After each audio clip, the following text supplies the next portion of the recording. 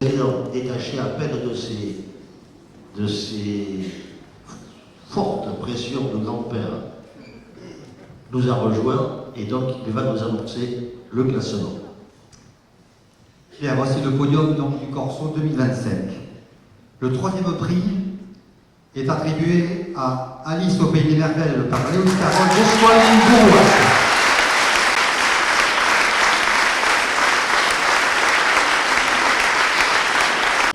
Est attribué à la Nuit au musée de Bayonne Nord.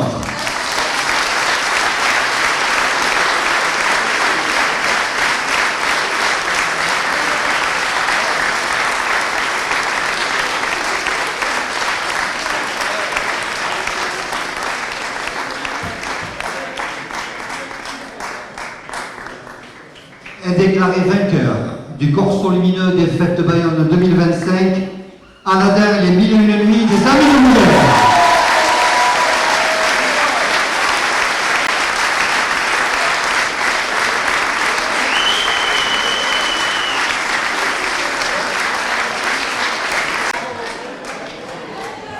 Nous tenons bien sûr à la disposition des réalisateurs les chiffres tels qu'ils se sont positionnés. Ils sont tellement proches les uns des autres que ça mérite d'être vu par ceux et celles qui se sont impliqués pendant 3 mois à la préparation de ce morceau, dans des conditions climatiques particulièrement éprouvantes aussi, il faut le dire. On sait par quoi vous êtes passé dans ce hangar pendant 3 mois ou pendant les 2 années en tout cas.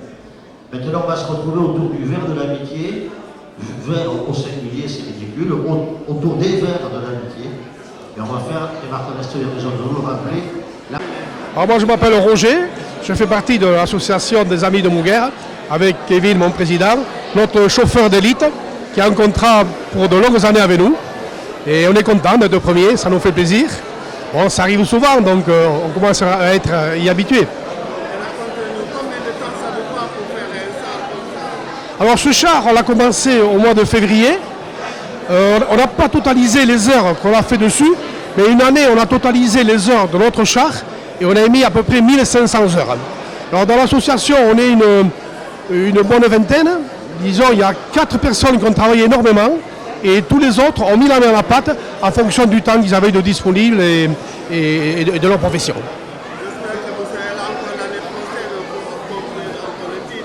Alors l'année prochaine, on va être présent, ça c'est sûr. Nous, notre spécialité, c'est de faire des chars qui bougent, articulés. On vise toujours les enfants. Et dans notre association, on forme tous les ans, on forme des jeunes. Et on cherche toujours à continuer à former des jeunes pour l'avenir. Se prolonge encore aujourd'hui avec la remise des prix du char du Corso. Au dire de la grande majorité des gens, c'est une édition des Fêtes de Bayonne qui a été paisible, qui a été surtout très animée. La musique vivante était omniprésente dans les rues. On a eu un très beau Corso lumineux, une météo très favorable. Bref, tous les indicateurs ont été ouverts. Et je crois que dans le besoin qu'on a réellement à l'heure actuelle de fête, de partage, ces fêtes en ont été la meilleure illustration. Cette année, il n'y a rien à dire, c'est une fête réussie. On n'a pas entendu de faits divers. Vraiment, c'est super. Non, rien de grave dans nos fêtes. Au contraire, même un état d'esprit qui a été qualifié de remarquable, de la gentillesse chaque fois.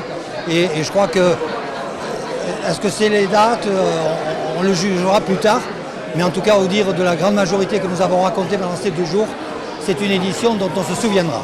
Est-ce que vous pensez que vous allez garder cette date le 9 juillet ou peut-être ça va changer? Écoutez, déjà pour 2026, elles sont fixées au 15 juillet, c'est-à-dire une semaine plus tard.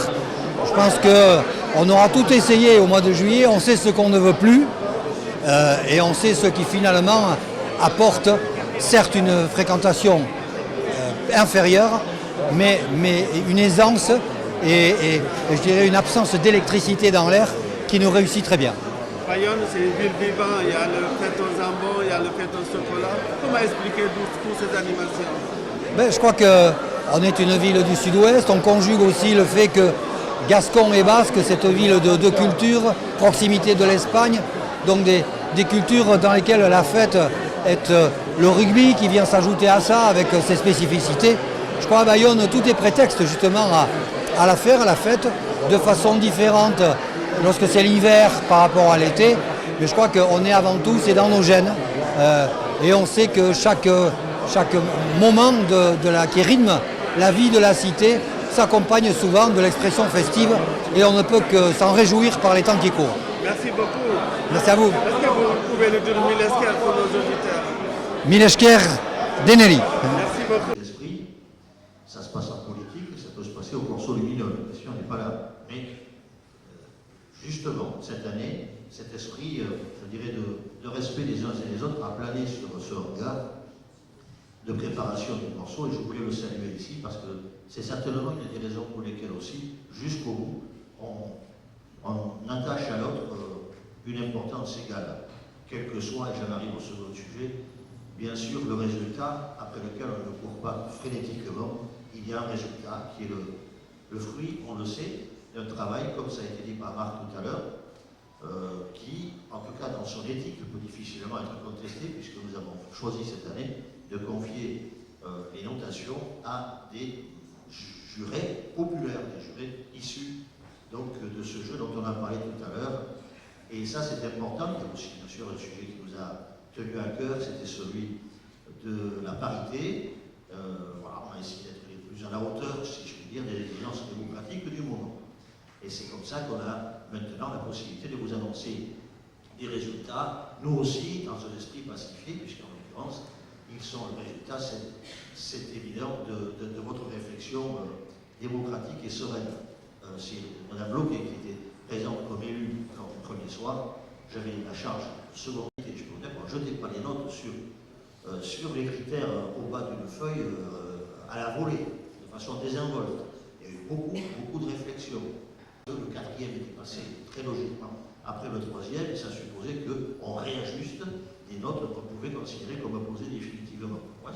C'est tout ce qui fait en définitive la beauté d'une notation qui est faite avec responsabilité. Donc je voulais le dire aussi aux membres du jury, ils ont été très à la hauteur des responsabilités qu'on leur a confiées au nom de la vie.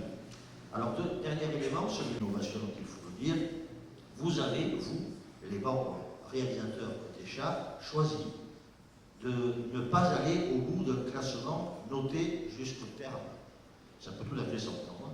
Vous avez estimé, par exemple, un dernier détaché qui devait porter comme ça la discrimination de la lanterne rouge pendant toute une année ensuite. Ça serait même tout à fait défavorable, puisqu'en définitive, ça irait à l'encontre même de l'esprit que je viens d'essayer de décrire. Donc, vous avez considéré qu'on pouvait se contenter d'un podium, un premier, un deuxième et un troisième, et on va considérer, comme chez Jacques Martin à l'école des fans, qu'ensuite, tout le monde est à égalité, bien évidemment. Ça aussi, c'est un moment important que de le signaler. Vous faites un effort de présentation remarquable. Chaque passage devant le jury et le résultat, on le voit bien, d'une préparation, d'une chorégraphie, d'un travail d'ensemble aussi. Voilà. Donc, incontestablement, quel que soit votre classement ce soir, ça bluffe les gens qui sont au pied des plateformes. Et puis un dernier élément, c'est la générosité dont vous faites preuve durant tout le parcours. Je pense qu'un jour, d'ailleurs, il faudra savoir aussi le saluer d'une façon ou d'une autre. Vous ne faites pas, si je puis dire, le maximum devant le jury pendant 3 minutes, ou ensuite rester les bras ballants durant tout le parcours. J'avais comme cela positionné, nous avions positionné quelques observateurs qui nous ont dit que vous avez été au rendez-vous de la générosité sur la plateforme du début jusqu'à la fin du parcours. Ça, c'est une façon aussi très claire de respecter les gens qui viennent vous voir, en famille. Et donc, c'est à saluer aussi.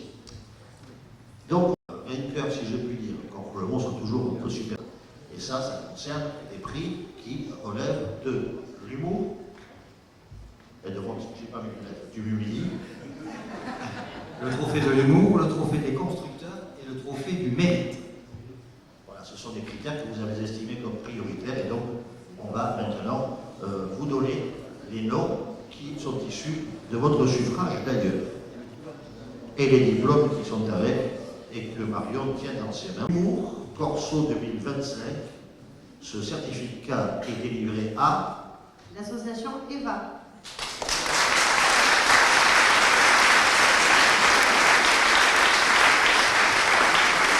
Donc ça va être un plaisir de vous remettre donc ce certificat. Vous restez avec nous pour la photo, pour la postérité. Le prix maintenant des constructeurs Corso 2025, délivré à Au Rail Bayonnais.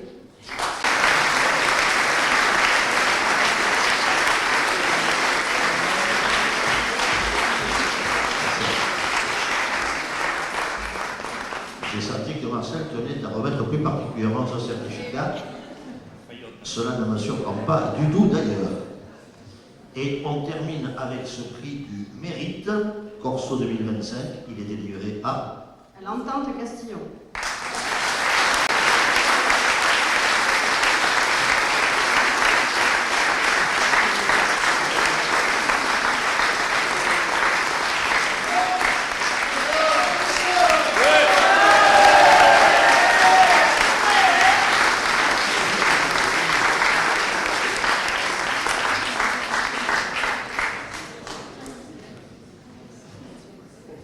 Je le comprends aussi. Avant que le président Wauquiez ne vous donne cette fois-ci le classement final, c'est-à-dire